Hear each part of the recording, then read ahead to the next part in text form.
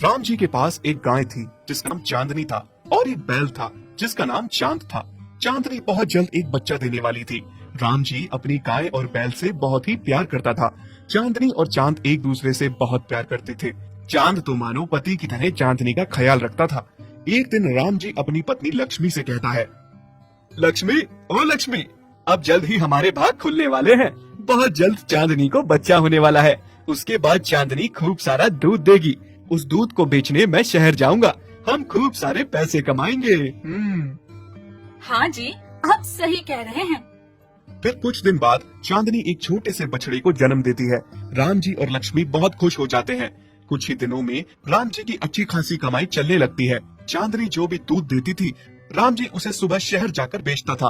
फिर एक दिन राम जी दूध बेच के शहर से घर लौटा। तभी पीछे से एक आदमी राम जी को आवाज लगाता है, राम जी भाई सुनिए तो। हाँ बोलो, क्या बात है भाई? भाई मैं यहाँ से गुजर रहा था, तभी मेरी नजर तुम्हारे बैल पर पड़ी। तुम्हारा बैल मुझे बहुत अच्छा लगा। मैं बैलों का व्यापारी हूँ। मैंने देखा तुम्हारे पास तो एक ही बैल है। तुम एक बैल का क्या करोगे? मैं तुम्हें इसके अच्छे दाम दूंगा। अगर तुम चाहो तो मुझे बेच दो। नहीं नहीं भाई, मुझे अपने बैल से बहुत प्यार है। उसके यहाँ रहने से मेरा कोई नुकसान नहीं है। मैं उसे नहीं बेचना चाहता। ठीक है भाई, कोई जबरदस्ती नहीं है, पर तुम जब भी इस बैल को बेचना चाहो तो मुझे ही बेचना। फिर वो आदमी वहाँ से चला जाता है। पीछे खड़ी लक्ष्मी सारी बातें सुनती है और रात को खाना खाते समय राम जी से कहती है, आपने उस आदमी को बैल बेचने से मना क्यों किया जी? तो तुम क्या चाहती हो, मैं चांद को बेच दूं? जानती हो ना, जब हमारे पास कोई नहीं था तो हमें छोटा सा चांद रास्ते में मिला था, और फिर जब से हम उसे घर लाए हैं तो मानो हमारी किस्मत ही बदल गई। उफ, आप कितना दिल से सोचते हैं जी। ऐसा कुछ नहीं है, और अगर कुछ ऐसा है भी तो क्या? सारी उम्र उस बैल को मुफ्त में पालते रहना है क्या? उसका तो हमें कुछ फायदा भी नहीं है। उफ, सेठ कितना अच्छा दाम दे रहा था। मैं कह देती हूँ, आप कल ही सेठ से बात करिए और इस चांद को बेच दीजिए। राम जी चांद से बहुत प्यार करता था। वो उसे बेचना नहीं चाहता था। पत्नी के दबाव में आके चांद को सेठ को बेचना पड़ता है। अगले दिन सेठ बैल को लेने आता है। सेठ चांद को ले जाने के लिए रस्सी खोलता है। तभी चांदनी चांद से कहती है, ये कौन है? और चांद तुम्हारी रस्सी क्यों खोल रहा है? मुझे तो ऐसा लग रहा है मालिक ने मुझे बेच दिया है। ये मेरा नया मालिक है। नहीं नहीं चांद, ऐसा मत कहो। तुम चले गए तो तुम्हारे बिना मेरा और हमारे बच्चे का क्या होगा? ऐसा नहीं हो सकता। चांदनी, मैं भी तुम दोनों के बिना कैसे रहूंगा? पर मालिक ने ऐसा क्यों किया? हाँ, शायद मैं उनके अब किसी काम का नहीं रहा हूँ, इसलिए मुझे बेच दिया। फिर सेठ रस्सी खोल के चांद को वहाँ से ले जाने लगता है। ये सब देख के राम जी को बहुत दुख हो रहा था। चांद पीछे मुड़ मुड़ के चांदनी और अपने बच्चों की ओर देख रहा था। चांदनी का भी रो रो कर बुरा हाल था। वहीं दूसरी ओर लक्ष्मी खुश थी कि चांद को बेच के अच्छा दाम मिला। रास्ते में चांद को सेठ ने खूब मारा। घर पहुंचने में पूरा दिन लग गया। चांद को बहुत बड़ी गौशाला में बांध दिया गया, जहां और भी बहुत सारे बैल थे और खाने को सूखी घास दी गई। चांद का उस अनजानी जगह पर बिल्कुल भी मन नहीं लग रहा था। उसने वो सूखी घास नहीं खाई और पूरी रात वहाँ से भागने की योजना बनाने लगा। वहीं दूसरी तरफ चांदनी ने भी चारा नहीं खाया। वो भूखी प्यासी ही थी। चांद जिस रस्सी से बंधा था उसे उसने खींचकर तोड़ दिया। अगले दिन जब चांदनी ने देखा तो चांद उसके सामने था। चांदनी को अपनी आंखों पर यकीन नहीं हो रहा था कि चांद लौट आया था। अब मैं तुम्हें छोड़कर नहीं जाऊंगा। सच? तभी राम जी बाहर आकर देखता है, चांद लौट आया है। उसे अपनी आंखों पर यकीन नहीं हो रहा था। लक्ष्मी, अरे ओ लक्ष्मी, देखो तो कौन आया है। कौन आया है? देखो, चांद लौट आया है। अब मैं उसे जाने नहीं दूंगा। तुम क्या इसके लौटने पे खुश हो रहे हो? सेठ को बुलाओ, इसको यहाँ से ले जाएं। हाँ, इस बैल को फ्री का खाना खाने की आदत है, तभी वापस आ गया है। अगले दिन सेठ फिर से चांद को ले जाने आता है। ये फिर से आ गया। नहीं नहीं, मैं नहीं जाऊंगा। हे भगवान, मालिक ऐसा क्यों कर रहे हैं? क्यों हमें अलग कर रहे हैं? सेठ चांद को फिर से ले जाने लगता है। इस बार वो उसे मारता नहीं है। घर पहुंच के उसे गौशाला में बांध देता है। उसे फिर से सूखी घास खिलाई जाती है। चांद को इस बार एक मोटी रस्सी से बांध दिया जाता है ताकि वो भाग न सके, पर फिर भी वो वहाँ से भागने के बारे में सोचना नहीं छोड़ता। इस बार भागूंगा तो चांदनी और अपने बच्चों को लेकर कहीं दूर जाऊंगा ताकि फिर से हमें कोई अलग ना कर सके। वहीं दूसरी ओर चांदनी चांद के बिना बहुत उदास थी। उसके लिए चांद के बिना रहना एक एक दिन मुश्किल हो रहा था।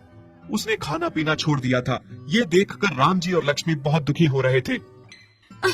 देखिए ना जी, हमारी लक्ष्मी को अचानक से क्या हो गया है।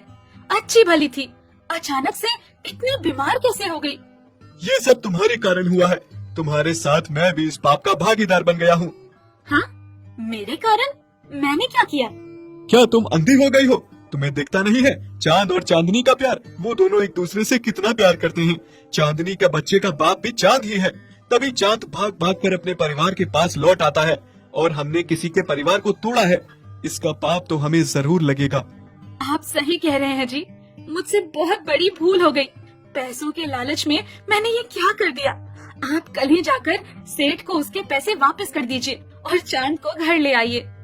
उधर चांद पूरी रात रस्सी को तोड़ने में लगा रहता है। आखिरकार उसकी मेहनत रंग लाई। वो उस मोटी रस्सी को तोड़ने में कामयाब हो ही जाता है और रात में वहाँ से भाग जाता है। रात के अंधेरे में वो रास्ता भटक जाता है और चलते चलते बहुत थक जाता है। ऊपर से भूख और प्यास से बहुत बुरा हाल था। फिर चांद को एक जगह हरी घास का खेत दिखता है। चांद उस खेत में घुस जाता है और घास खाने लगता है। तभी कुछ लोग उसे घेर लेते हैं और पकड़ के एक छोटी सी अंधेरी गौशाला में बांध देते हैं। यहाँ पहले से बहुत दुर्बल पड़े हुए डरे जानवर थे। राम जी अगले दिन सेठ के पास चांद को लेने के लिए पहुँचता है, पर सेठ से उसे पता चलता है कि चांद फिर से भाग गया।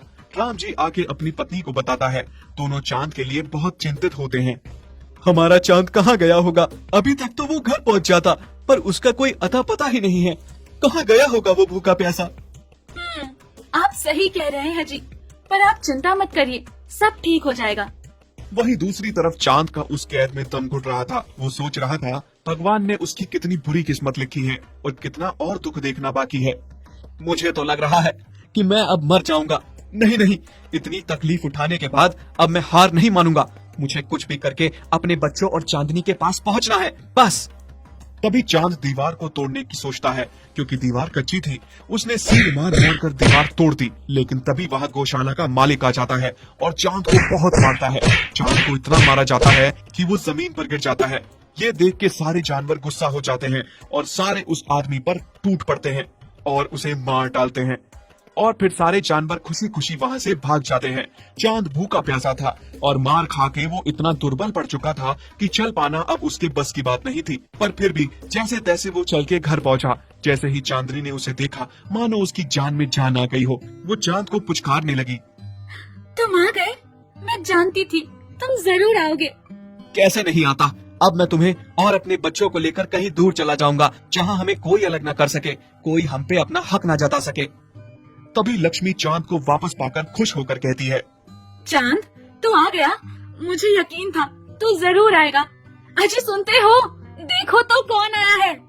कौन आया है? हमारा चांद वापस लौट आया है। क्या चांद आ गया? तभी राम जी रोते रोते उसके सर पे हाथ फेरता है और कहता है, मुझे माफ कर दो चांद, मैं तुम दोनों का गुनहगार हूँ। मुझे कोई हक नहीं बनता कि किसी के परिवार को तोड़ूं, और मैंने ये पाप किया। मुझे बहुत पहले ही ये सब नहीं करना चाहिए था। अब मैं तुम्हें कहीं नहीं बेचूंगा चांद, हम सब साथ रहेंगे। चांदनी, मुझे लग रहा है कि मालिक और मालकिन अब समझ गए हैं। अब वो दोबारा ऐसा नहीं करेंगे। अब हमें भी इनको मौका देना चाहिए। हाँ, तुम सही कह रहे हो। और वैसे भी गलती भी तो इंसानों से ही होती है, और अंत भला तो सब भला। और फिर सब खुशी से रहने लगते हैं। यदि आप ऐसी कहानियाँ और देखना चाहते हैं तो हमारे चैनल को सब्सक्राइब करें और बेल आइकन पर क्लिक करें, ताकि हमारी सारी नई वीडियोस आप सबसे पहले देख सकें। अगर आपको हमारी ये वीडियो अच्छी लगी तो प्लीज़ हमारे फेसबुक पेज को लाइक, शेयर, कमेंट और फॉलो ज़रूर करें।